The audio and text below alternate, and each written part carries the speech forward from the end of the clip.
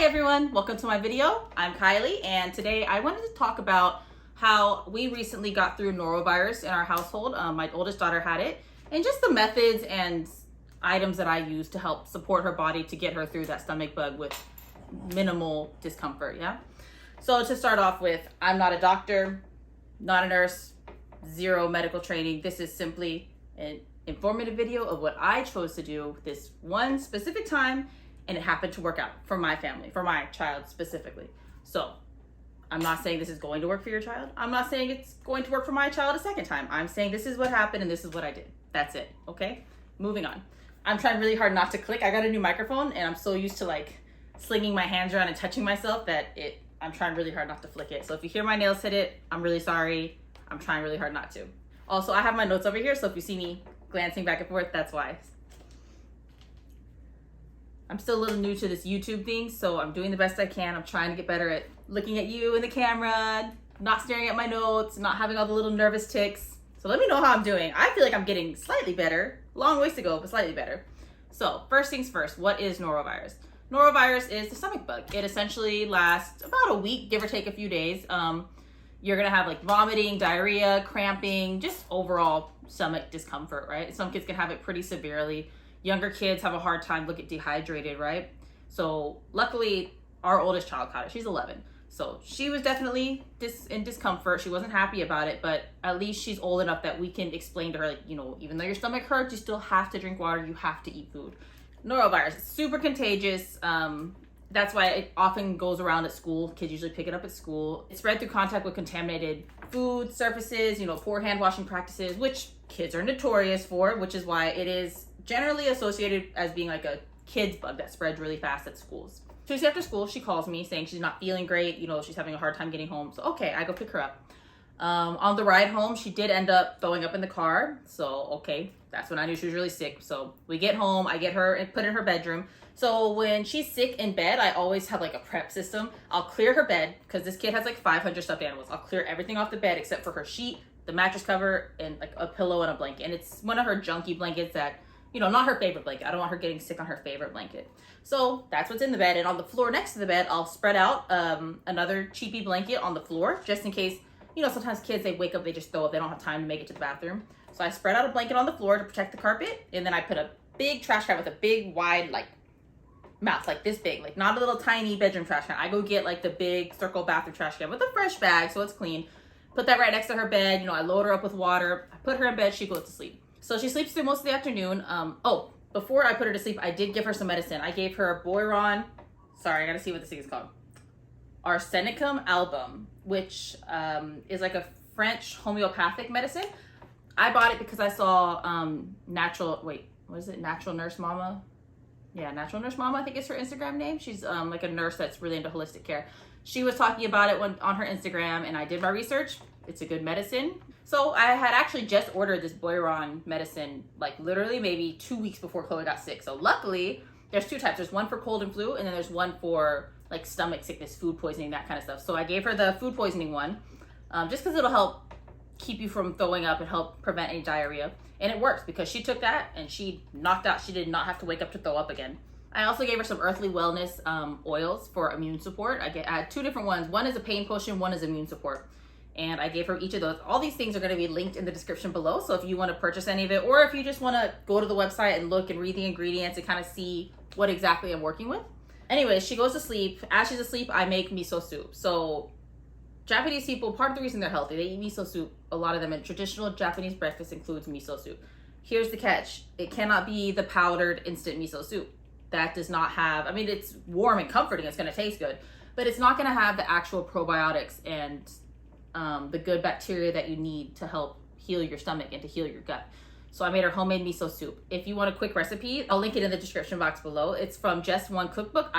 Great website. I love a lot of her recipes. A lot of it's very simple, home style Japanese cooking. You don't have to add the stuff to it. Don't worry about the seaweed. Don't worry, especially when your kid is sick. All I put in the miso soup that night was, you know, the miso, obviously, to make it miso soup. And I just put a little bit of tofu just for some form of protein. And because the tofu is so soft that, you know, she can eat it really easily. So eventually she wakes up in the evening. So for dinner, she ate just a little tiny bowl of miso soup and a couple of soda crackers. And then I gave her another dose of that Boiron stomach medicine and sent her back to bed with a bunch of water. So as for that night, after Chloe went to bed after dinner, she did not wake up and throw up again. She woke up a few more times to, go to the bathroom and drink water. At one point she came out and she did have a low grade fever. I'm talking like, maybe 99, low grade. So obviously we don't give medicine in our house at 99 degrees. So I just gave her a few more of the oils, the pain potion oil from Earthly Wellness, and I gave her, because that has a little bit of fever reducer in it, as well as another dose of the immune support, and I sent her back to bed, and she slept through the night, no problem. Wednesday, her stomach was still upset, but she did not throw up again, so that was good. Just, her stomach was just still very sensitive and cramping, so again, we stuck to really mild, easy foods. She just sipped on miso soup for the rest of the day. I made a fresh batch in the morning, and she also had chazuke. This one I did give her from a powdered packet, because chazuke is just tea rice. It's essentially whatever old rice you have sitting in the rice cooker, a couple days old, put a little layer of rice in the bottom. You open the chazuke packet, which again, link in the description below. Open the chazuke packet, dump it on the rice, and dump boiling water over it. And it turns the water into tea, and it has has some like seaweed and salt and stuff like that in it. So again, it's very mild. It's really common to eat when you're not feeling well or hungover. Hungover is a type of sick. Easy on the stomach, comforting, warm, and just to put something in her stomach, So Wednesday, she makes it through the day, just sipping on miso soup, chazuke, laying around, watching TV, just chilling, no problem. By Thursday, since she said her stomach was feeling better, I stopped giving her the Boiron, and I just gave her the immune support from the Earthly Wellness, just to help continue to support her body. Her stomach is still sensitive, so instead of forcing her to eat a full meal, I had her eating every 4 hours. Whether it was a bowl of chazuke or whether it was rice with a side of tofu or, soda crackers and peanut butter. Whatever small food, but it would just be often. Every 4 hours I had her eating, because the problem with the stomach sickness is with kids, they don't want to eat because their stomach hurts, right? Of course. The issue being many kids don't have as much fat layer as an adult, so their bodies will start to dehydrate and will start to need nutrients faster than us, and their bodies cannot handle going without food for as long as we can. And then that in turn makes them feel worse, which kind of then they'll start spiraling, and then the stomach sickness gets worse, and it's a vicious cycle, yeah? So you really, as much as possible, I do try to not force them to eat, but I try to find ways to convince them to eat. Thursday, I made a batch, since she was feeling a little better for lunch, I made a batch of chicken noodle soup. Again, if you have the time, do it homemade, because then you can use actual beef bone broth, which is full of nutrients. I added turmeric, ginger, and garlic as anti-inflammatories. And of course, for vegetables, chicken noodle soup, great for you when you're sick. We kept up this support over the weekend. Saturday night, we did have a setback. Saturday night, she thought she was feeling better, so she went to play with her cousins. At this point, we didn't know it was norovirus. We thought it was just, a 24-hour stomach bug, because she was sick Tuesday evening till basically Thursday morning, and then she was, still sensitive, but she was okay. So we thought she was fine. So she went to play with her cousins on Saturday, and unfortunately, she was not eating every 4 hours like we had been, and that made a difference, because by the end of the night, she did not eat enough dinner. She ate just a few bites, and she ended up having really bad cramps. And so she tells us her cramps are too bad. She was having, she said it hurt to walk. So of course we take her to the ER, right? Because we got to check. Take her to the ER. They rehydrate her basically, and she's fine. We go home, no big deal. So we just kept with the support. Sunday, like I said, just stuck with the immune support and making sure she's eating.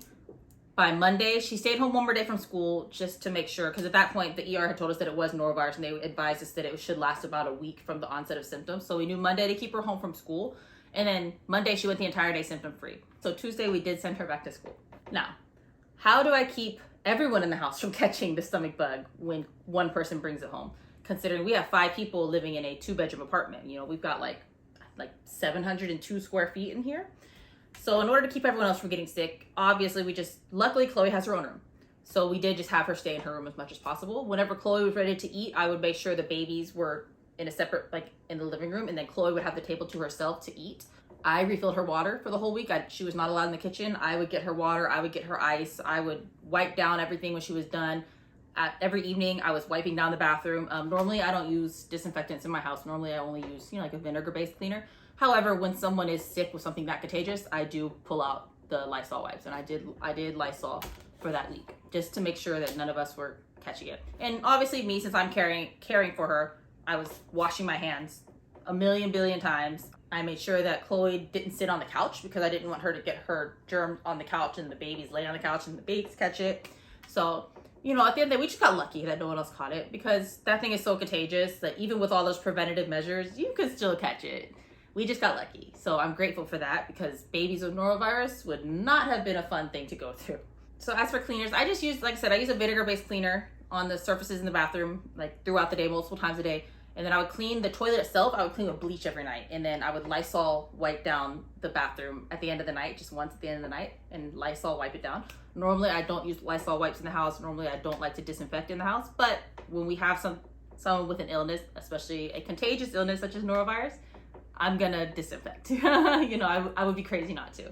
So in closing, I'm grateful that she was able to handle the sickness without too much pain. Like I said, she was only really sick from Tuesday evening till Thursday morning, and even then, she only threw up the one time. She threw up the one time, and the rest of the time, she just wasn't feeling well, but she wasn't like in horrible pain, cramping, and throwing up her guts or anything.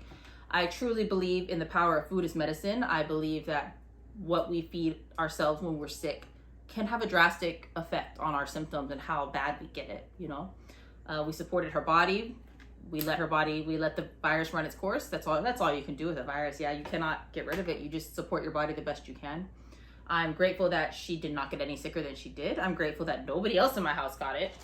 And hopefully some information in this video can be helpful to you if you have a child come home who's sick, and hopefully you can help them just feel better, you know? Can't take the pain away, but we can at least try to minimize it. If you could buy only one product, I would suggest the Boiron medication that's listed below the description box. That one I got from Amazon. That one made a drastic difference.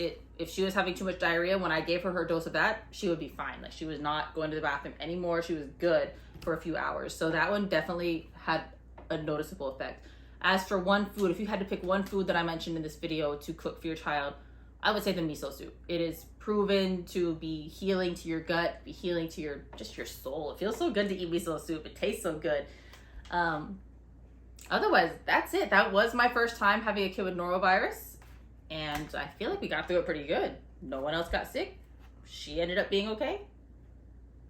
Hopefully it doesn't happen again this year. All right, that's it for today's video, and I will see you next time.